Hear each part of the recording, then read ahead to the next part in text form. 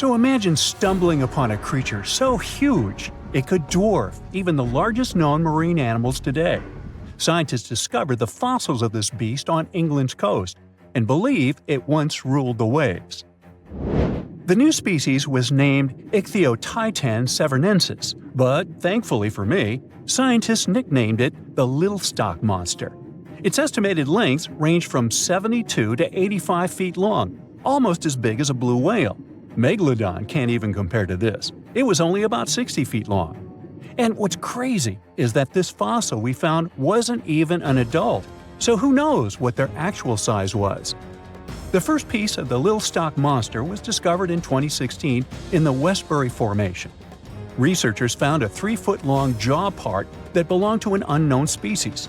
For years, this single fragment had been driving them crazy because they had no idea what that animal was. Then, in 2020, a miracle happened, of sorts. A father with his 11-year-old daughter found the second piece of fossil on a beach. This discovery led to more findings. Finally, in 2022, the last piece of the literal jaw puzzle was found, buried along the Somerset coast. This leviathan belonged to the Shastosaurid family. Both the Little Stock Monster and other Shastosaurids had one ancestor, so all the species in this family are super similar to each other. For example, all of them were the largest marine reptiles ever to exist. Although our Little Stock Monster is much larger, most Shastosaurids could grow up to only 69 feet long, and it's possible that the Little Stock Monster, when fully grown, would reach up to 100 feet or even more. Both of their bodies were just perfect for cruising the ancient seas. These marine titans were elegant and slender, with an elongated snout. Other marine animals at the time were smaller and looked more like dolphins. Shastosaurids had long paddle-like limbs adapted for efficient swimming. Their skulls show large eye sockets, which means they had excellent vision. If you were in the ocean, no matter what time it was or where you were hiding, they could spot you. They were also incredibly fast and could dive to great depths. Of course, all these things made them the most terrifying predators. They ate pretty much everything, including fish and squid, and you if you were there. They probably captured their prey like whales, opened their huge mouths, and literally sucked the fish in. What made the Little Stock Monster especially scary is that it wins in the jaw competition. For other Shastosaurids, their jaws were a bit weaker, so they hunted smaller fish, kind of like today's orcas. They required vast amounts of food. This shows us that the Earth's Triassic oceans had rich, productive food webs. But the Little Stock Monster has this unique feature. It could open its jaw almost 90 degrees upwards. It also had tons of powerful muscles around. Its jaws were horrifyingly strong. So while others were hunting some squids, the Little Stock Monster probably hunted large fish and even other marine reptiles. Fossils of Shastosaurids have been found everywhere in the world, from North America to Asia. This means that these creatures dominated and terrorized the oceans for millions of years, although even they weren't completely safe from scavengers. And that's exactly why we struggle to find these fossils now. Scavengers didn't leave any remnants of them. So, while we have some fossils of this marine family, they mostly remain a mystery for us. They lived in the oceans about 200 million years ago, in the late Triassic period. The Earth looked completely different back then. All continents were united in one Pangaea, a huge landmass. Some parts of this supercontinent were covered with lush conifer forests, while others were dry deserts and open prairies. It was before the famous Jurassic period, but there were already first pterosaurs and amphibians. It seems like those monsters were crazy resilient. The Triassic period was super unstable, but they survived through many changes in the environment. Well, until the last one. The Triassic extinction came out of nowhere. It was one of the Earth's big 5 extinction events. It wiped out almost all species on the planet, including these leviathans. It's still not clear what happened exactly, but it looks like there was a huge tectonic activity. Volcanoes in the oceans were going crazy back then. These massive volcanic eruptions have probably altered the climate and ocean chemistry, leading to the extinction of many species. Scientists have a theory that it might have happened because there was a rain of comets flying to our planet from the Oort cloud. This likely happens about every 200 million years or so. I wasn't around then, so I'm just guessing here. In any case, after the extinction, the Earth took some time to recover. Then it entered the famous Jurassic period. More terrifying sea monsters were on the way. One of them left us a colossal skull. This fossil is 150 million years old, and it also belonged to a sea beast from Jurassic times. They called it the Sea Rex. The name is very fitting. This monster could have broken a car in half with one bite. It was also discovered accidentally. A fossil enthusiast was walking along the Jurassic coast. This place is famous for having tons of ancient fossils, all because of the erosion in stormy weather. Typically, people find small spiral fossils here. However, this time, he discovered a giant sea monster fossil. Excited, he contacted scientists. They arrived at the spot right away and then had to carefully climb down a cliff to search for the rest of the skull. This fragment alone is 6.5 feet long. Turns out, it's a newly discovered species of pliosaurs, giant predators of the ancient seas. Pliosaurs were among the largest marine predators ever. Some of them grew up to 40 feet long. They used their huge teeth to snatch and devour prey, including other reptiles. Well, at least those creatures are far gone. But what about the horrors that still live in our oceans? Recently, biologists discovered the world's longest animal, the one that's still alive to this day. They found it off Australia's coast, on the Gascoyne coast, a very mysterious and unexplored place. There, underwater vehicles stumbled upon a frightening 150-foot-long siphonophore that's twice as long as many blue whales and 3 times as long as a humpback whale. Doesn't it kind of look like one of those toy string worms? But this creature isn't friendly at all. It's a string-like deep-sea predator. What's even more scary is that this isn't actually one creature. It's a colony of small clones working together as one. Basically, collective consciousness. Ooh, Borg. Together, they stretch out like a single long string in the water. This creature might be the longest siphonophore ever found, and it was discovered at a depth of around 2,000 feet. Siphonophores, similar to jellyfish, capture their prey by dangling stinging tentacles in the water. When their tentacles touch small crustaceans and fish, they get paralyzed, and then they're reeled up to the colony's body. Expeditions to Western Australia's underwater canyons were definitely worth it. Together with that siphonophore, scientists have discovered up to 30 potential new marine species. Among them were a new octopus or squid, a long-tailed sea cucumber, glass sponges, and giant hyroids, colonies of animals resembling upside-down jellyfish. None of them have been seen before in Australia. But most of them weren't as scary as the one that was recently discovered in the Gulf of Mexico. This creature is straight out of a sci-fi thriller, a 26-foot-long mangapinna squid or bigfin squid. It was discovered near an offshore oil rig at a depth of more than 7,800 feet. It has incredibly long elastic tentacles, which can be 15 to 20 times longer than its body. It holds them at right angles to its body, making it look even creepier, almost as if it has elbows. And yes, it's another deep-sea predator. These 10 tentacles probably help the squid trap their prey and drag it onto the seafloor. We barely know anything about this extraterrestrial-looking creature because they're very hard to find and study. And if you think their tentacles are awful, just check out these creatures with 20 arms. This thing looks like a facehugger. This new species is lurking in the frozen depths of Antarctica. Experts were searching for cryptic sea animals known as Promachocrinis, or Antarctic feather stars. They're kind of similar to starfish and sea cucumbers, but have an otherworldly appearance and can live up to 6,500 feet below the surface. It's called the Antarctic strawberry feather star. Despite its pretty name, its appearance is anything but cute. It has a bizarre strawberry-like body from which 20 spindly arms branch off. Its coloring ranges from purple to dark reddish, and the arms all have different lengths and thickness. Ooh. Who knows how many more of such scary creatures we'll discover in the future? What's the scariest predator under the ocean? The crocodile? Huh, I don't think so. Loch Ness Monster? Please, it never existed. How about the Chronosaurus? Well, it is extinct, but you might be onto something. Let's take a look at what it'd be like if these creatures were still around today. First things first, what on earth was it? The Chronosaurus was a marine carnivore that lived in the cool, high-latitude Eromanga Sea. It covered vast areas of inland Australia between 90 and 120 million years ago, during the early Cretaceous period. Near-complete fossils of the creature were also found near Colombia, which is a country that has a noted connection to prehistoric reptiles and turtles.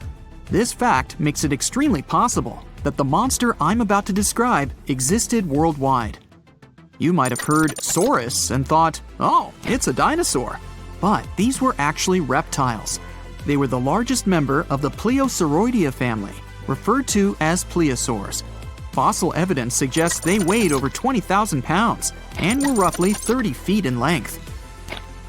Just to put that in perspective, the longest crocodile ever measured was a saltwater crocodile by the name of Lolong from the Philippines. It was 20 feet in length and weighed just under 2,500 pounds. And that's still 10 feet shorter and incredibly lighter than the average Chronosaurus, making the crocodile seem like nothing more than a glorified goldfish in comparison. Despite its terrifying length, the most physically daunting feature of the Chronosaurus was its head. Its skull was about 8 feet long, which was actually proportionally large given the size of its body length. Anything that was unfortunate enough to end up inside the Chronosaurus's mouth may have been given false hope. After all, the teeth of the beast weren't actually that sharp. On second thought, I take that back. I wouldn't feel confident around a toothless snake, let alone being inside the mouth of this monster. But it's true that the Chronosaurus's teeth weren't sharp, especially when compared to other carnivorous reptiles, such as crocodiles and alligators. The teeth of this prehistoric sea creature were instead conical. This means that they were cone-like in shape. Unfortunately, this lack of sharpness didn't make them less dangerous. The teeth were enormous and could be up to 12 inches long from the crown tips to the bottom of the roots. This obviously meant that the Chronosaurus had an extremely powerful bite. It was estimated to be up to 30,000 newtons, which is almost twice as powerful as the bite of a large saltwater crocodile. Because of the bluntness of their teeth, they weren't suited for twisting their prey once in their grasp. But the size and shape of the teeth made them perfect for simple open and shut biting. They would have had no problem crushing hard objects such as the toughest of shells any sea turtle could offer. Just like crocodiles, the Chronosaurus is believed to have had a short neck. This may have been an adaptation to allow the beast to successfully catch small, evasive animals. Their body, in general, was fusiform and streamlined. This means it was narrowed at both ends and had very little resistance to the flow of water. The Chronosaurus was also equipped with 4 paddle-like limbs. The hind limbs were larger than the front ones. They could span approximately 7 feet in diameter. All in all, this set the Chronosaurus up to effortlessly propel itself through the waters and be an ultimate predator. Predator X, if you will? That's the name that was given to the fossil of a creature discovered near Svalbard, a Norwegian island group, in 2009. The fossil was identified as a 50-foot-long, 100,000-pound monster with a bite force of 33,000 pounds per square inch. This might be the highest bite force of any known animal. Although Predator X is yet to be classified as any specific type of animal, it was definitely a plesiosaur like the Chronosaurus. And even if it wasn't Predator X, the Chronosaurus was still most definitely a ferocious titan when it roamed Earth's oceans. The Chronosaurus actually got its name from the Greek mythological figure of Cronus, the father of Zeus. Cronus was viewed as a titan from a generation of super powerful beings. So what was it that the Chronosaurus, this terrifying monster, actually feasted on to satisfy its appetite? This creature was known to eat sea turtles, squid, and other larger marine reptiles of that time, such as elasmosaurids and ichthyosaurs. This suggests that if crocodiles existed in the realms of the Chronosaurus, they too might have turned into lunch for the beast. There's evidence from the fossil remains of the Chronosaurus that suggests that they also feasted on sharks, which I know is a disappointment to those of you who view that beast as the king of the ocean. Not when the Chronosaurus was around, my friend. In any case, grounding all kinds of food into small pieces to help digest them would have been difficult without small teeth. This explains the presence of rounded stones found in many of the remains of these sea creatures. Researchers believe these stones may have been swallowed to control buoyancy or to help process food. It's also entirely possible they were accidentally swallowed while feeding on other animals from the seafloor. As if the Chronosaurus even needed to be a meanie with its already existing power and size, there's also evidence to suggest that it indeed might have been. It turns out that after using all its impressive attributes to catch its dinner, the Chronosaurus first liked to play with its food, like a cat does with a mouse. I guess since the hunt was so easy for them, they needed to get their fun from somewhere else. Well, I think now you should have a good idea about these creatures. So let's ask ourselves what it would be like if they were still around today. And by the way, why aren't they? Well, the Chronosaurus was completely finished off by the same KT meteor that took out the dinosaurs 66 million years ago. But even before this catastrophic event, they were coming under increased pressure from an even bigger and more vicious family of carnivorous marine reptiles known as mosasaurs. You can't always be a top dog, I guess, or rather, top marine reptile. But what if this never happened, and they were still roaming Earth? Well, this might be obvious, but can you imagine what kind of impact that would have on sea tourism? Based on the impact that famous movies about sharks and killer whales had, what do you think the presence of a Chronosaurus in the ocean would do to beaches? The very creature that would eat sharks and whales for breakfast. Beaches would certainly become a great place to go for a quiet walk, because nobody else would even be there. And what about such activities as boating, surfing, and scuba diving? You think anyone would dare try them, knowing that this 30-foot beast could be lurking beneath them? Let's give humans some credit and assume most of them wouldn't. This would cripple the global sea tourism industry, which is responsible for earning roughly $143 billion every year. Just to make sure this shocking point hits home, the most expensive yacht to ever roam the ocean was called the History Supreme. Its master bedroom was believed to have a statue made of T-Rex's bone and a wall made of meteorite rocks, as well as a 24-karat gold panoramic wall aquarium.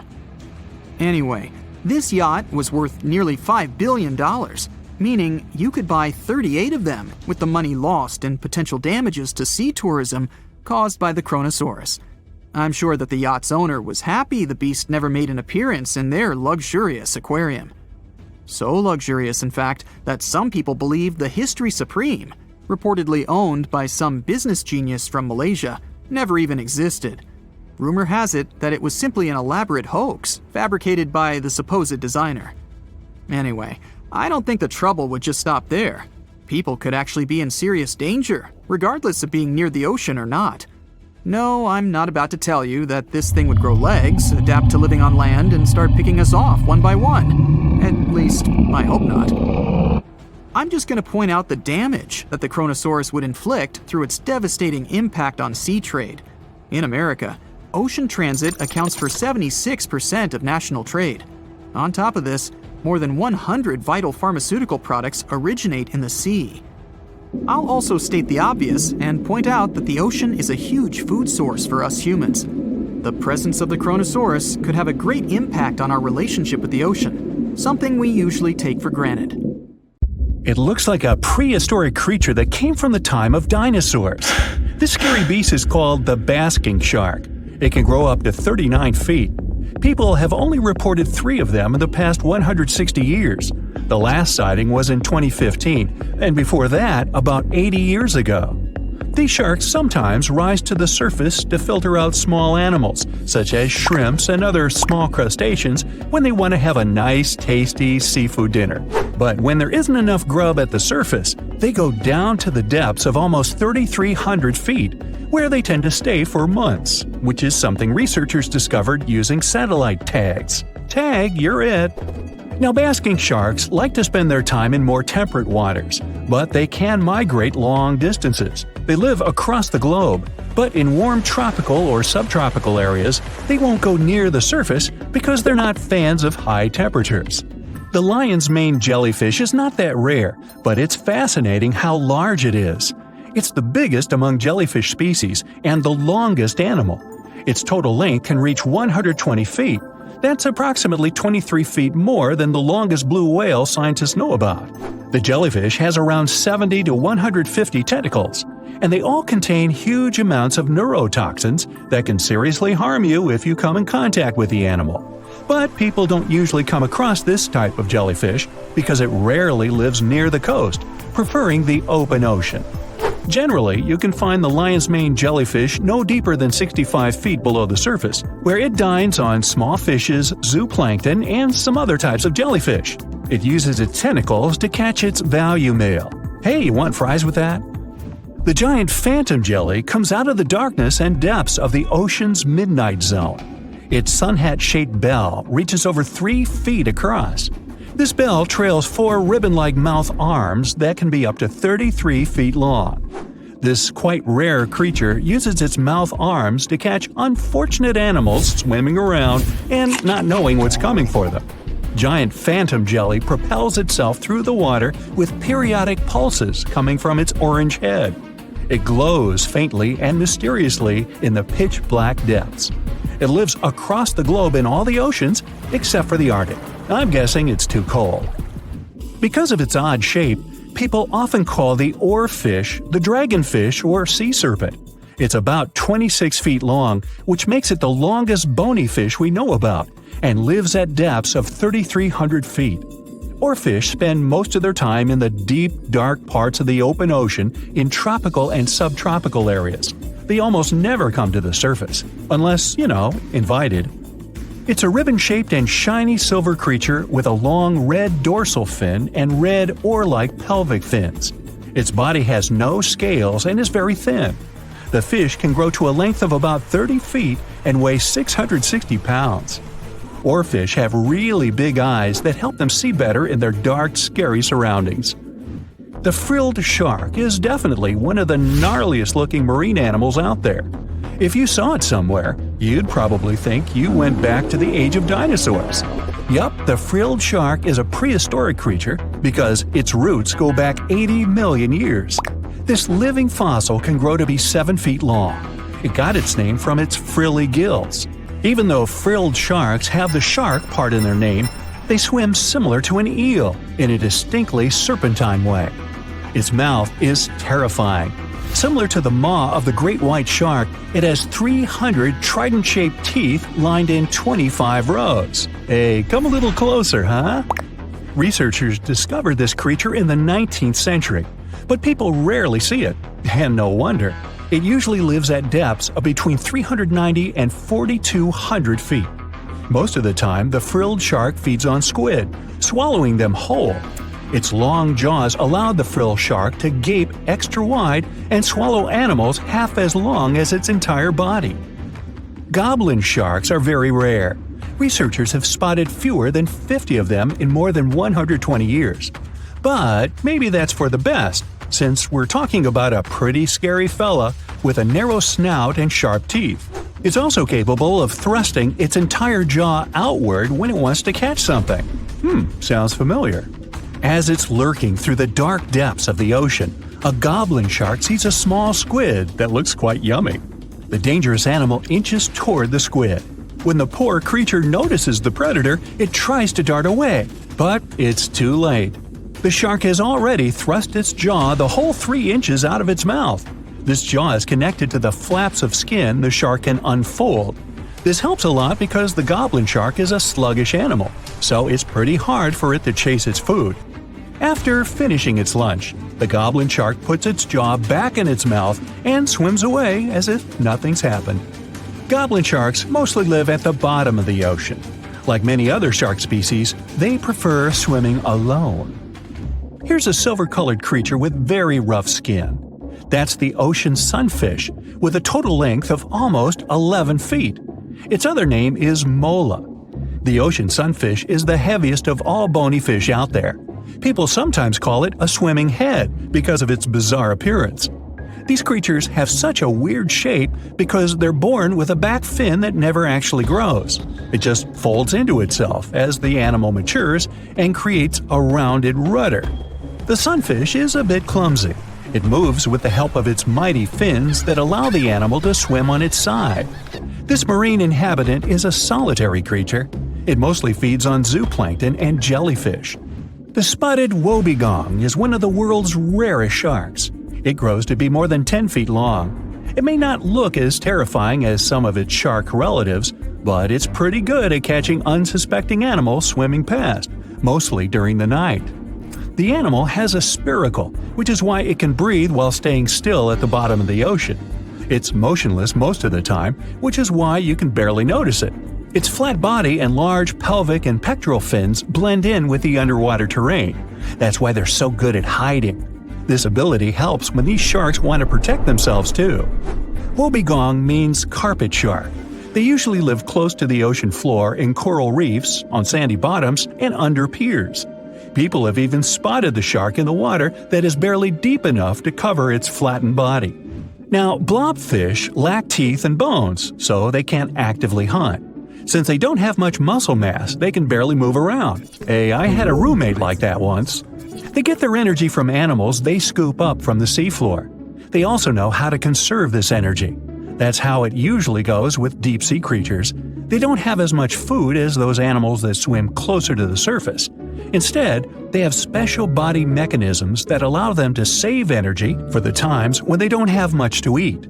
Pressure at the depths where the blobfish lives is 120 times as high as that at the surface. That's why the bizarre creature looks like a weird gelatinous mass only when you bring it up to the surface. The pressure here is not strong enough to keep its body together. Hey, breaking up is hard to do. The white margin stargazer could compete with the blobfish for the title of the ugliest animal in the sea, don't you think? Now, this animal has eyes on the top of its head, together with an upward-facing mouth which the creature uses to hide itself in the sand. That's where it spends most of its time, with only its eyes protruding from the sand. It chills this way until some small animal passes by. It can lunge at its target incredibly quickly, literally within milliseconds. This creates a vacuum in the water that pulls in a crab, fish, or some other small, unfortunate animal. Another tactic involves venom. This fish has a venomous spine in its shoulder blade that helps with catching other animals and defending itself against enemies. Even though it's not related to the electric eel, the white margin stargazer can generate an electric shock as powerful as 50 volts. Ow! So, a mysterious discovery was made deep in the Red Sea, the so-called death pools. Woo, that's scary. In 2020, researchers embarked on a dive into the Red Sea. The mission spot was in the Gulf of Aqaba, between Saudi Arabia and Egypt. Near the end of their expedition, as they ventured deeper into the darkening waters, they noticed some strange seaweed floating above the seafloor. They decided to use a remotely operated vehicle and investigate it. Suddenly, they discovered these strange, motionless lakes of water within the sea. These are called brine pools. They're basically pockets of salty water deep on the ocean floor. And when I say salty, I mean it. Sometimes they're up to 8 times saltier than the ocean water itself. Mysteriously, they don't mix well with the surroundings. They formed millions of years ago, sometime during the Miocene epoch, back when weird creatures roamed the earth, like me, and deeply buried mineral deposits dissolved into the water. The largest pool spans about 170,000 square feet. Meanwhile, 3 smaller ones are under 107 square feet each. At first, this discovery didn't seem that scary. But here's why they're so horrifying. Not only are they disgustingly salty, they also lack oxygen. Now hold on a sec, isn't that normal for something that's underwater? Well, it turns out the Earth's waters are full of oxygen, and at least half of this element on our planet comes from the oceans. Just like plants on land, marine plants, such as phytoplankton, seaweed, and algae, munch on sunlight and produce oxygen through photosynthesis. They release lots of it into the surroundings. Marine life then eats half of it, so only about a quarter of the oxygen that we breathe actually comes from the oceans. Just like us, sea creatures need this element to survive. Without it, they can't breathe and support their metabolism to live. That's why these pools are super dangerous for most of them. It's like a puddle of thick syrup for bugs. When they get in, the poor things immediately suffocate and pass away. Which is why the pools are surrounded by a graveyard of marine animals. But let's see how these things can exist in the first place. Have you ever tried making ice cubes from salty water? Spoiler, it's pretty hard. When you add salt, the water gets harder than usual to freeze, a phenomenon that has a funny name, freezing point depression. Oh, that's because salt interferes with the hydrogen bonds between water molecules. As it finally freezes, stuff like particles, dirt, or dissolved salts get pushed out to the sides. As a result, the salt's kind of squeezed out of the ice crystals and gets trapped near the edges in small bubbles or pockets. Something similar happens in the ocean when seawater starts freezing under super cold polar caps. The salt doesn't freeze with the water. Instead, it gets pushed out, forming a super salty cold liquid, the brine. And then it sinks down to the ocean floor. On a large scale, all this process also helps currents to form. Despite being so dangerous, the pools are still full of microbial life because microbes couldn't care less, they'll survive anywhere. There are literally thick mats of them in the brines. There are also some salt-loving creatures, like shrimps and eels, hovering around the pool's edges. They're being super creepy, waiting to catch unsuspecting prey that ventures too close to the toxic death pool. Ew. Well, it sounds icky, I know. But this discovery gives us some fascinating insights into how life might have originated on Earth. We already know from the evolution theory that we came from the ocean. But now scientists think that life might have begun in the deep sea in some super dark, oxygen-free places. These brine pools are like time capsules. They're one of the closest things we found to the early Earth. They can tell us the planet's history of earthquakes, floods, tsunamis, and more. For example, they have some traces of rainfall that happened over 1,000 years ago. And they can also help us search for life on other water-rich planets. For example, Mars most likely used to have huge oceans on it. Now, NASA scientists want to send a special instrument called HABIT for a special red planet mission to study things similar to our brine pools. This will tell us more about how life appears and survives in the universe. There is lots of unexplored fascinating stuff like this in the Red Sea. That's why scientists conducted the so-called Decade Expedition and spent around 5 months exploring the place. This expedition was launched by the National Center for Wildlife. They made so many remarkable discoveries that now we've got 77 new research papers. For example, they found over 10 blue holes, incredible underwater sinkholes that host unique ecosystems. They also learned that dolphins can use those blue holes to protect their young from predators. Scientists also found traces of great white sharks, a creepy community of deep-sea lanternfish living in low oxygen conditions, and even a new coral species. It's the most resilient deep-sea corals that also vibe just fine without oxygen, like microbes we mentioned. Speaking of which, research also showed us some new ancient thermal vents and large blobs of microbial formations near Pterosaurs Island. Now, can you believe that with all that, we only explored 5% of the ocean? It's divided into several layers based on depth. Each layer becomes darker and more isolated from sunlight as we go deeper. The places that no sunlight can reach are terrifying. Now, the fun, cute layer with dolphins and turtles is called the epipelagic or sunlight zone. It's so tiny, but even this layer is about 650 feet deep. Then we have the mesopelagic or twilight zone. It's the layer of mysterious octopus, shark, and other loners, which extend to about 3,000 feet down. And then the horrors begin after this one. We encounter the bathypelagic or midnight zone. It extends to 13,000 feet below the surface, about a half of Everest above you. Here we have the famous poor blobfish, squids, and anglerfish. Below it is the abyssal zone. It extends to about 20,000 feet deep. Since there's not much sunlight or oxygen, as we mentioned, most creatures here are quite small, like tube worms and shrimp. The darkness continues until we arrive at the scariest place of the planet, the place full of trenches formed by tectonic plate movements, the Hadal zone. It's named after Hades, the deity of the underworld in Greek mythology. Just like Hades' realm is dark, remote, and guarded, the Hadal Zone is the deepest and most depressing part of the ocean. It starts at depths of around 20,000 feet and can go down to 36,000 feet and more. The famous Mariana Trench also belongs to this zone. Only 3 people in history have ever explored these depths in person, making it one of the least explored and most mysterious places on our planet. However, despite crazy high pressure, near freezing temperatures, and complete darkness, there are still things who manage to survive here. Guys like arthropods, which are critters who feed on dead material sinking from above, and the Hadal snailfish, which lives as deep as 27,000 feet. So scientists used to assume that if there's no sunlight, there wouldn't be that much oxygen around. But one day, a research team decided to measure the levels of oxygen in one of those deep zones. Surprisingly, the levels were super high. They checked the equipment thinking that it was malfunctioning, but nope, all the sensors showed the same thing. Turns out the oxygen was somehow generated by rocks. These small potato-sized rocks on the seafloor are called polymetallic nodules.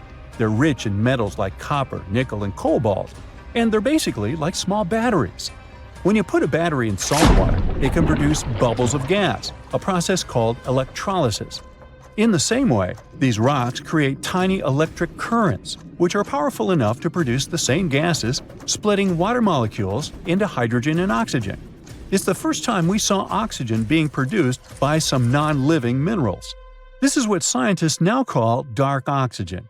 It turned out that about half of large marine species, or megafauna, were living just on dark oxygen alone. All these discoveries are reshaping our understanding of where and how life could evolve. It means that we might be able to find life on other planets or satellites with low oxygen conditions, like Enceladus and Europa, the moons of Jupiter and Saturn, and they have large bodies of frozen water on them. Wow! The Loch Ness Monster is actually not from Scotland. Turns out, this real-life creature lived in the freezing waters of Antarctica about 70 million years ago. In 2019, researchers discovered fossils of a huge, prehistoric marine reptile that looked a lot like what people described as Nessie. This beast was terrifying, measuring up to 36 feet long with a massive giraffe-like neck. It also weighed around 15 tons, which is about the size of 3 elephants. Next up on our list of huge animals is a penguin.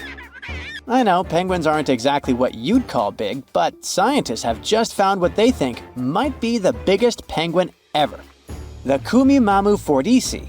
It's believed that these giant birds were hanging around New Zealand about 55 million years ago, and they were huge, weighing over 330 pounds. That's about 5 times the size of the emperor penguins, which are considered the largest penguins alive today. Now, let's move on from massive creatures to something much smaller. Meet B. manfredschmidti, a great ape that lived around 12 million years ago in what is now Germany. This creature is very special, as it's the tiniest great ape ever discovered. And when I say tiny, I really mean it. These ancient animals only weighed about 22 pounds. They were basically no bigger than a super chunky cat. If you think small creatures aren't scary, wait until you meet the electric blue tarantula. This newly discovered species from Thailand's mangroves has an almost otherworldly electric blue color. Its vibrant hue doesn't come from pigment, it is actually caused by the unique structure of its hair, which reflects blue light, making it look like an extraterrestrial being. We're going even further now, diving into the freezing pitch-black depths. At around 2,000 feet deep in the Andaman Sea, scientists found a new species of ghost shark, which they named Chimera supape. Their appearance is straight out of a horror movie. They have sleek, pale bodies, frills that look like feathers, and large, creepy eyes. These ghost sharks aren't actually sharks, but they are related, having diverged from their cousins about 400 million years ago. The good news is they're not too scary since they're only a bit bigger than a shoebox. Just when you think we can't find stranger creatures, we come across this ancient amphibian from Brazil. Scientifically known as K. rosae. This newly discovered giant crocodile-like creature lived during the Triassic period, over 240 million years ago. At nearly 10 feet long, it had a powerful jaw, resembling the modern-day alligator. This beast was definitely a survivor since it adapted to the most severe conditions ever seen on the planet. Last year, scientists were tracking the dense Amazon rainforest at night when they found some quirky orange spiders that looked like they were wearing black boots. The team soon discovered it was a new type of giant crab spider. And no, they don't look like crabs at all. They only got their name because, while perched on plants, these spiders spread their legs out to the sides, just like crabs. Do you know that some new species are named after celebrities? Hollywood icon Harrison Ford now has his very own snake, for example. Discovered in Peru, T. Harrison Fordy honors the actor famous for his role as Indiana Jones, an archaeologist with a notorious fear of snakes. Unlike the film's menacing serpents, this new snake species is quite modest in size, measuring about 16 inches long. We also have the Rampholion princei, a small new species of pygmy chameleon from Tanzania that was named after US rapper and poet Prince Iya. He received this honor because of his work raising awareness about global environmental issues. Another celebrity namesake is DiCaprio's snail-eating snake, which hangs out in the shrubs of Panama's forests. This S. irmelindi caprioi is about 15 inches long and spends its nights on palm fronds looking for snails and slugs. Its round eyes look like glowing coals that can be a bit scary, but overall, the creature is super chill. Even when it feels threatened, it doesn't bite. It just coils up around its head and gives off a really bad smell. Now something a bit more sinister. Meet Venomius tomhardii. Does that name ring a bell? Exactly. This new species of spider was named after Tom Hardy's portrayal of the infamous Marvel character Venom. And all because the black spots on the spider's abdomen reminded researchers of the famous anti-hero. Most spiders of this species were found in Australia at night, sitting in their elaborate webs in forested areas near the coast. When disturbed, these creepy crawlers often hide in silk-lined hollows in tree branches. We've also got something for the Lord of the Rings fans. In the vast and warm waters of the Amazon River, scientists have just discovered a new species of pacu. This fish is a relative of the terrifying piranha, with a plant-based diet and human-like teeth. It was named Myloplus sauron because of a bold vertical black mark on its side, which reminded researchers of the fiery eye symbol of the villain Sauron from Tolkien's epic saga. Wait, is that a tanned capybara or a wild dog? Well, actually, it's neither. This is a newly discovered dwarf deer. This tiny creature, about the size of a basset hound, scurries through the forests of Peru. The combo of large eyes, stocky body, and short legs makes this animal simply adorable. This cute little deer is the complete opposite of what we've got coming up next. This bizarre-looking creature is what we believe the beast of 5 teeth might have looked like. Its fossils, found in Chilean Patagonia, showed that it lived during the age of dinosaurs, about 72 million years ago. This finding is just another piece of evidence that mammals had been roaming around that part of South America much earlier than we thought. Moving from the forests of South America to the deserts of Australia, we come across a sand dragon lizard, known scientifically as Cteniferus tayacalpa. With its sandy color and long, lean body, this lizard looks like it could star in a Dune movie. Discovered last year, this sand dragon lizard blends in perfectly with the hot sands of the Great Victoria Desert in southern Australia. For over 10 years, a large-eyed creature managed to hide from scientists who ventured into the mountains of southwestern China. But not this time. In 2023, the group finally managed to take photos of 7 frogs that didn't match any known species. They're now known as Leishan odorous frogs, a species that grows to be about 2 inches long and has small bumps all over their grass-green bodies. Off the coast of Chile, we have recently found a seamount nearly 4 times as high as the Burj Khalifa.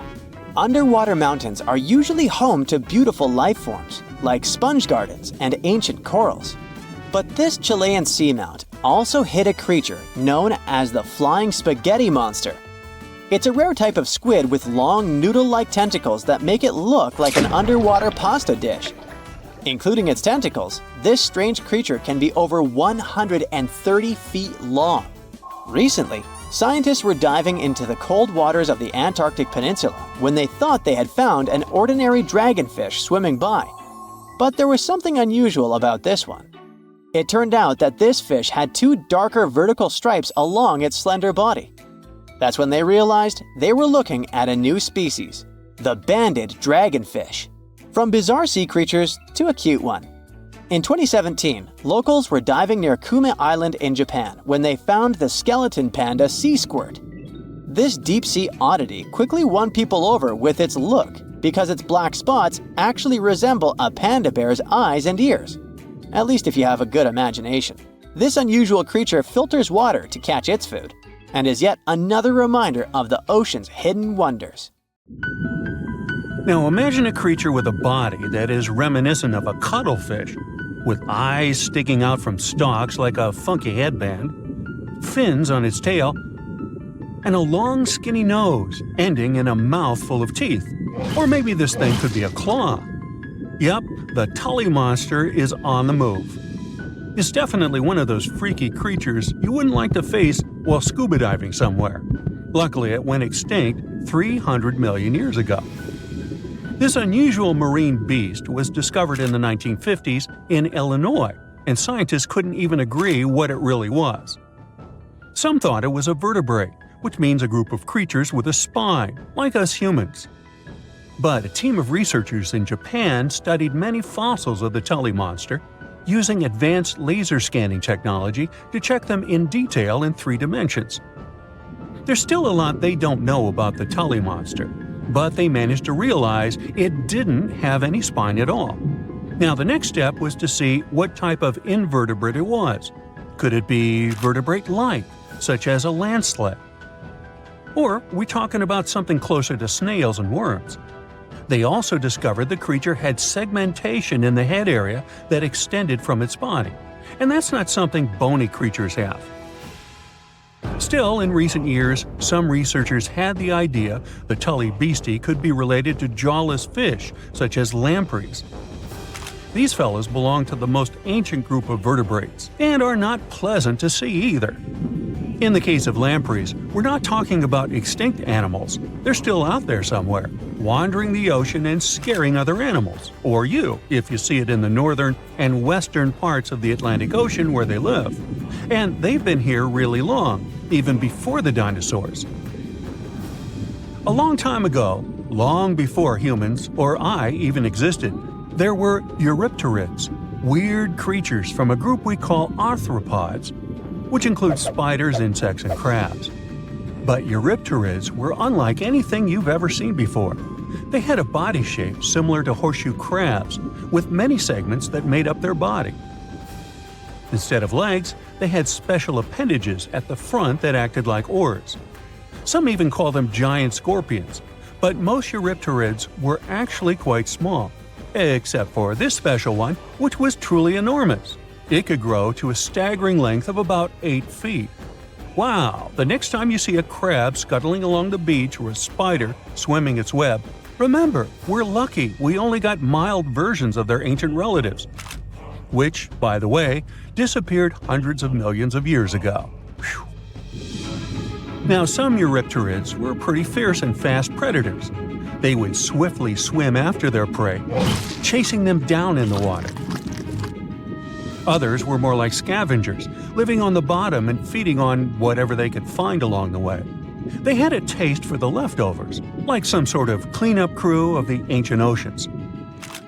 Eurypterids loved to spend their time in brackish water environments. It's water with more salinity than fresh water, but still less than seawater.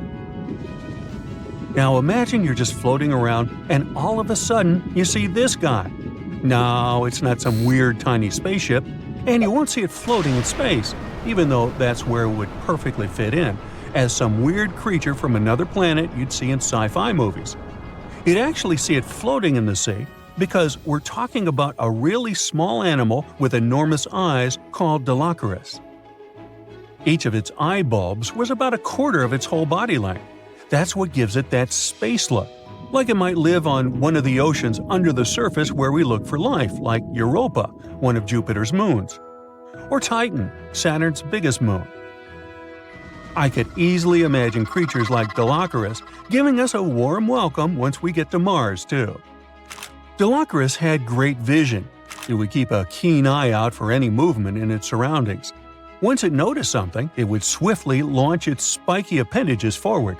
At first, these things looked like tools for fixing stuff, but Dilophosaurus actually used them to capture smaller arthropods.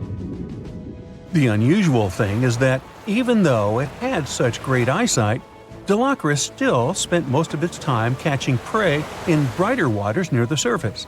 And yet, scientists found its fossils in the rock layers that are more often associated with darker environments, where animals such as deep-sea crinoids and vampire squids reside today. It's confusing. But one of the explanations for this says it's possible these deep-sea creatures actually lived in shallower waters in the past and later ended up in the depths as the geography of our planet changed over time. No one knew what Dilophosaurus really was.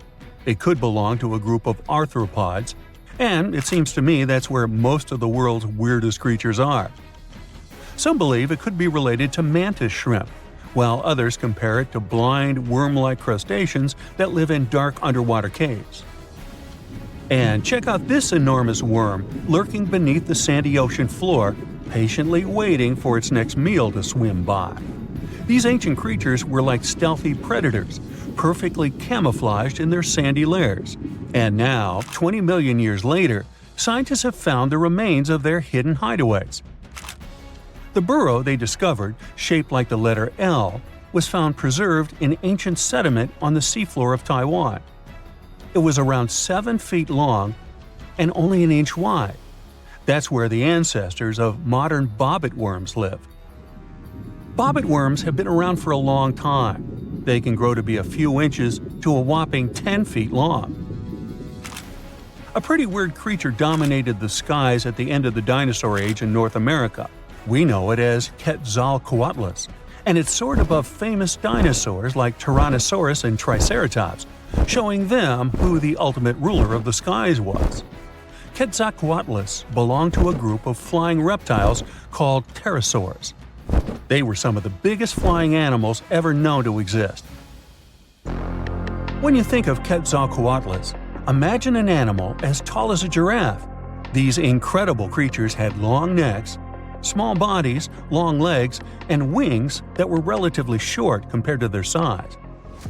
The biggest of its kind was really massive and held the title of being the largest flying creature of all time.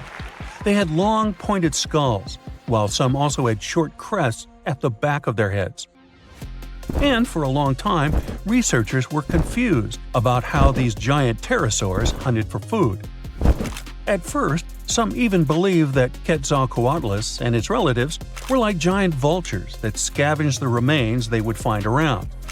They drew such a conclusion because Quetzalcoatlus fossils were found inland, away from the coast where other big pterosaurs were found, such as the crested Pteranodon. Plus, many thought these fellows were skilled at skimming, which means lurking over freshwater systems and catching fish. But it appears these massive animals were actually predators with excellent hunting skills. The exact technique they used to catch their prey remains a mystery, though. Now here's another cool discovery, a specific fossil as the oldest evidence of muscle tissue ever found. This fossil belongs to a group of animals that includes modern creatures such as jellyfish, corals, and sea anemones. And it looks so cool and unique, right? It has bundles of fibers arranged in a four-fold symmetrical pattern, similar to what we see in Nedardians today. This arrangement is different from any other fossil from that period. Now, this fossil may look weird, but it helps us understand the evolution of muscle tissue in animals. They, well, all of us actually, got new options for discovering different feeding strategies and generally new things to do thanks to muscles. And it's not like scientists usually get to study fossilized muscles. It's more that they learn about that based on how animals feed, reproduce, move, and do other things. So this cool fossil suggests animals may have had an earlier origin than we used to believe. In the past 30 years, scientists have made an incredible discovery of a new creature living deep beneath the surface of the ocean, and the name of the creature is the harp sponge. Now, if you're wondering why it took so long to come across this animal, then I might have the answer. These creatures typically hang out at a depth of roughly 11,100 feet beneath the ocean's waves.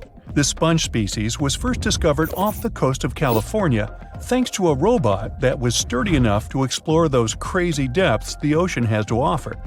This is no doubt an area of the planet where even the most benign-looking creatures can be potentially dangerous. But even scientists were surprised to find that this creature was more than just a sponge. Now, this might seem obvious, but the harp sponge got its name because its basic structure, referred to as a vein, is the same shape as a harp. Each vein is made up of a horizontal branch supporting several parallel vertical branches. But don't let the harp sponge's fanciful and amusing appearance or its non-intimidating name fool you. Yeah, the harp sponge is very much a deep-sea hunter. It has a unique ability to capture and envelop small animals using its rhizoids, short, thin fibers. With their help, the harp sponge clings on to the soft, muddy bottom and catches tiny creatures that get swept into its branches by deep-sea currents. Uh-oh. Other sponge creatures often feed by pulling bacteria and bits of organic matter from the seawater and filtering them through their bodies. But not our harp sponge. Instead, it snatches its future meal with minuscule barbed hooks that cover each of the harp sponge's branches. Now, harp sponges prefer tiny crustaceans like crabs, crayfish, shrimps, and prawns. Once the harp sponge has one of them in its clutches, it envelops the animal in a thin membrane before slowly beginning to digest it. So, pal, what's eating you? Oh, harpo? Too bad. Researchers believe that harp sponges use this method of feeding because there aren't enough nutrients that deep down. This makes traditional filter feeding less effective. Research has shown that the creature is still in the process of evolving. Early harp sponges, researchers found, only had 2 veins, but later, scientists discovered other harp sponges that had 6 veins.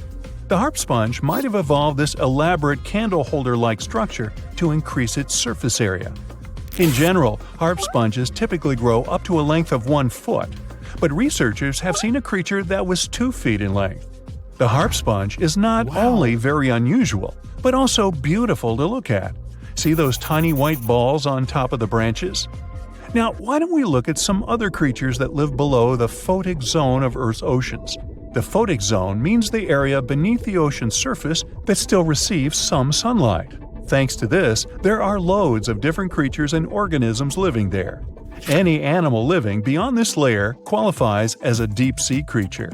The Tomopterus worm is a segmented worm you can find in the twilight zone of the ocean. This is the area that lies between 650 and 3,300 feet beneath the surface. These creatures are often no more than 1 inch long, but the largest of them can grow up to 1 foot.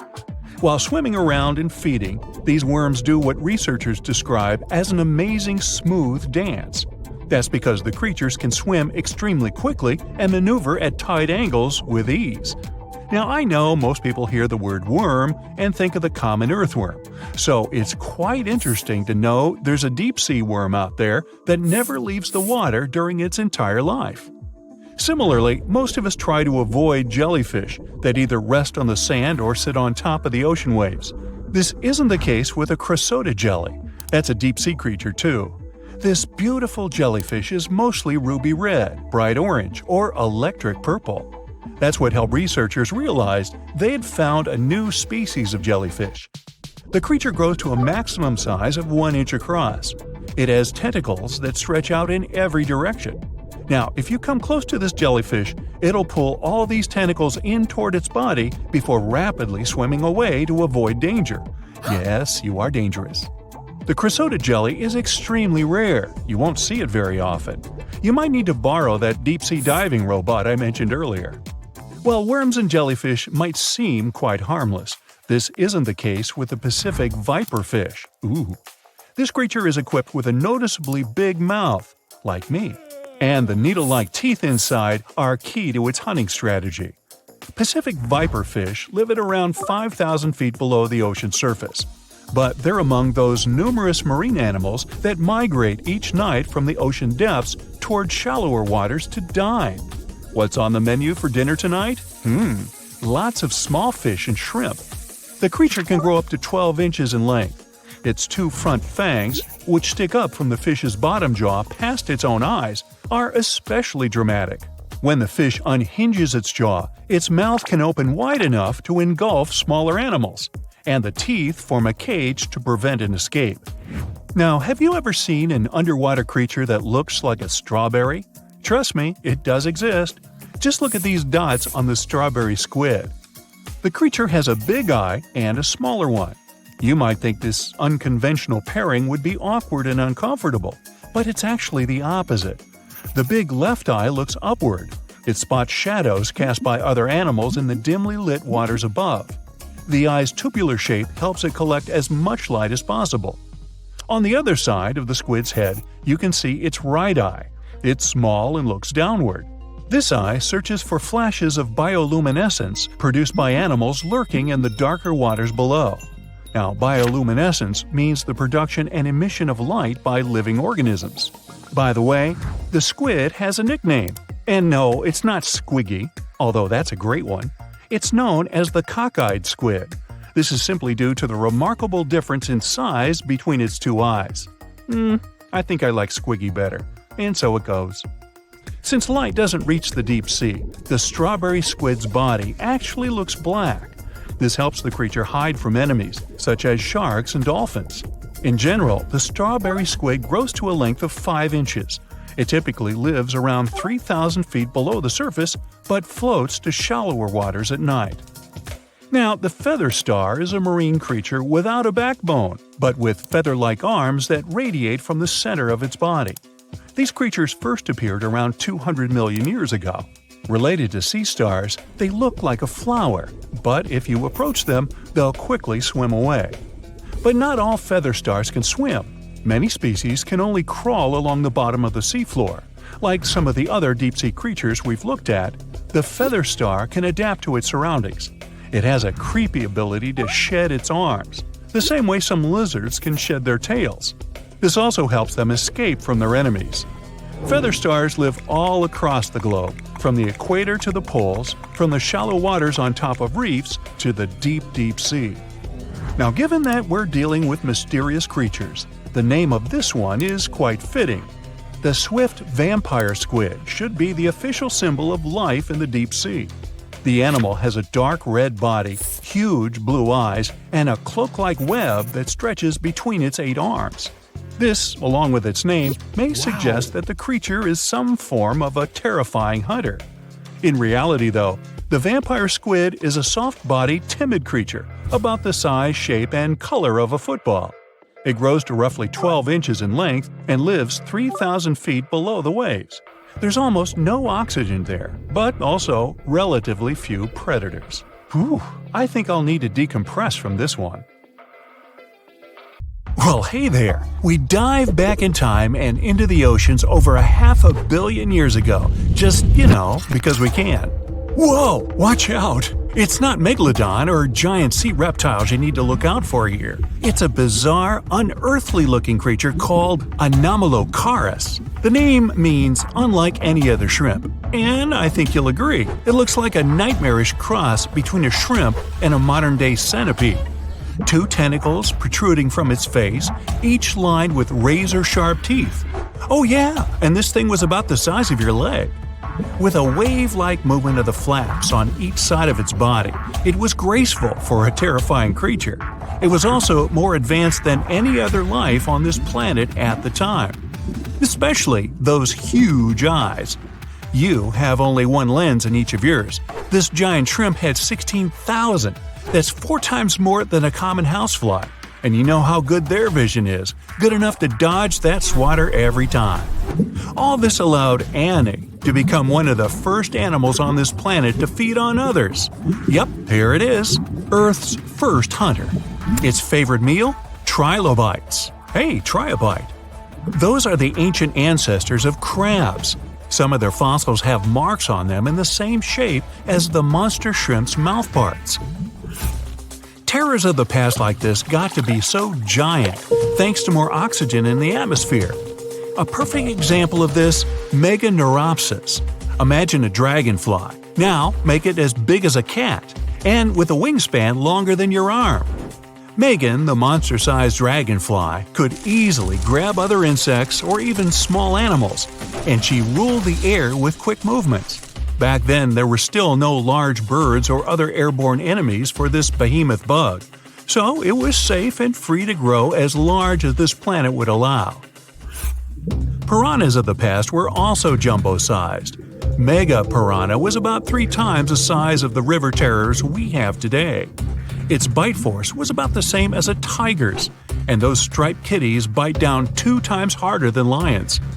That means it probably not only dined on other fish and any land creatures that, got too close to the water, but it could also easily crunch down on large turtles and other unlucky shelled creatures. And fun fact, modern-day piranhas bark like dogs when they're about to enter a confrontation. It actually sounds more like a frog's ribbit. But makes you wonder, what did this mega-sized ancient cousin sound like? A bear roaring? How about giant sea scorpions the size of your bed? Go back about 460 million years and you'd see them swimming under you. And watch out for that tail.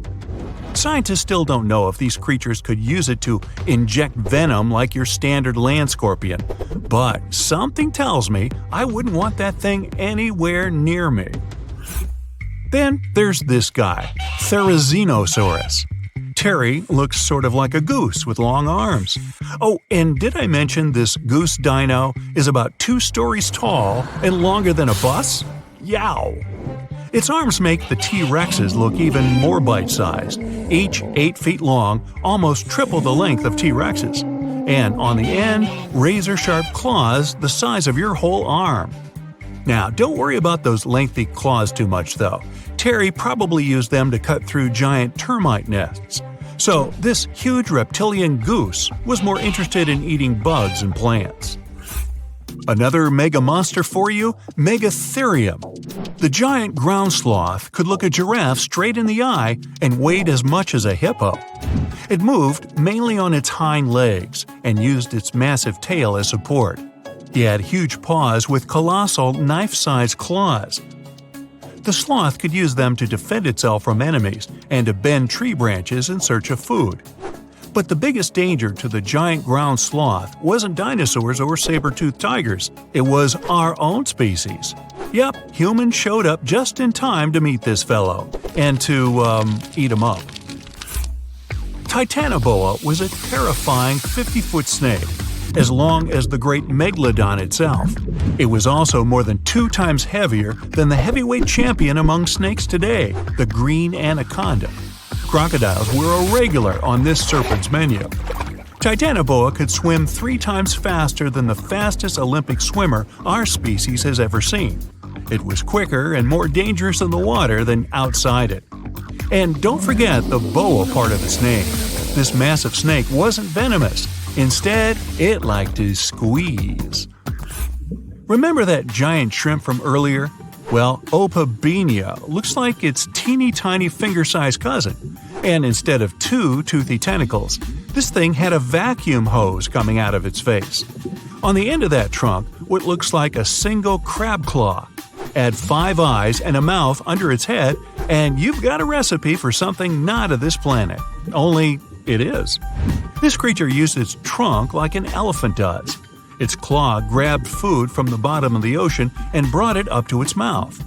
This thing is so weird-looking that, apparently, when the scientists who discovered it presented his findings to an audience, they all laughed as if he were joking. Now, a real-life monster, the Tully monster.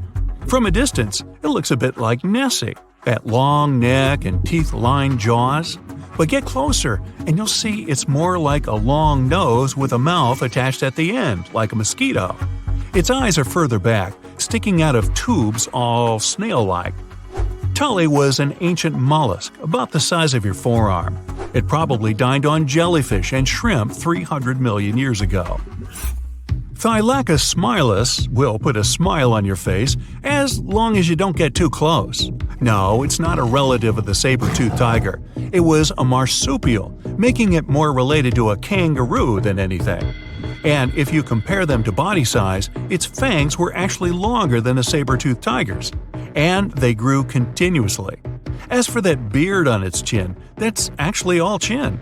The lower jawbone grew down to a point under the mouth. Those fangs were rooted to the skull, going way back to its eyes.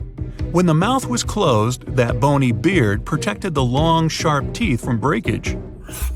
Staganapolis, not to be confused with Minneapolis, might look like a big crocodile with a squished-in snout, but it was mostly harmless. Its small head and very few teeth meant the reptile didn't have much to work with when protecting itself. That's what all those armored scales were for, and no need for huge fangs or long rows of razor-sharp teeth when you're a plant eater.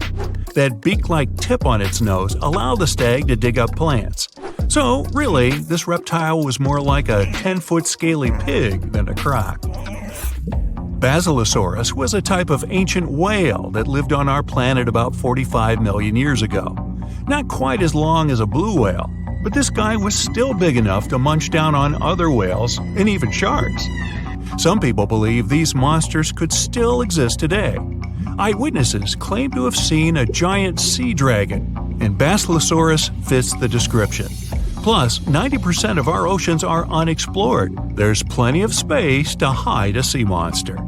But scientists haven't found any fossils of this ancient whale younger than 3.7 million years. So, this myth is busted. Stegosaurus is one of the most recognizable dinosaurs that ever lived. It can easily be distinguished by those huge spikes on its tail and the bony plates on its back. It was twice as long as a giraffe and nearly 5 times heavier. But compared to its body size, it had the world's smallest brain. It was no larger than a dog's. Pelagornis had the largest wingspan of any bird ever discovered. It was twice the size of the largest bird today, the wandering albatross. Such huge wings made it hard for the bird to take off. It could only do so by jumping off cliffs. And when it finally spread its wings, this giant could only go about 40 miles per hour. The fastest bird today can reach speeds 5 times that.